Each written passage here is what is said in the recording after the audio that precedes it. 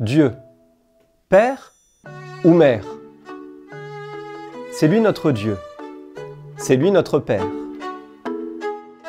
Vous connaissez tous la grande fresque de Michel-Ange, dans la chapelle Sixtine, qui représente la création d'Adam.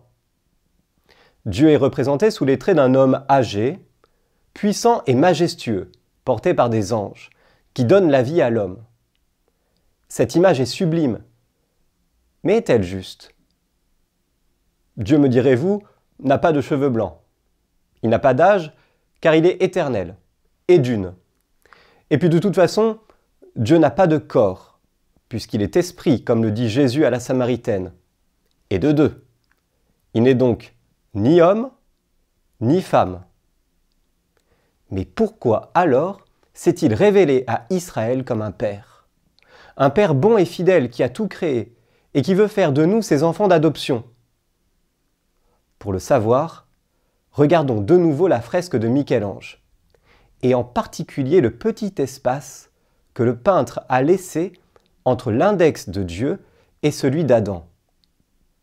Le doigt de Dieu et le doigt de l'homme sont tout proches, mais ils ne se touchent pas. Cet espace représente la distance qui existe entre Dieu et l'homme, l'écart qui demeure, malgré la ressemblance, entre le Créateur et sa créature. C'est pour signifier cette séparation que Dieu s'est toujours présenté comme un père. Car le père engendre, mais à distance. Il ne porte pas comme la mère le bébé dans son ventre. D'une certaine manière, c'est lui qui coupe le cordon. L'image de la paternité est donc plus parlante que celle de la maternité pour exprimer le mystère de la transcendance de Dieu. Mais si Dieu est Père, pourquoi le prophète Isaïe dit-il que Dieu console ses enfants comme une mère ?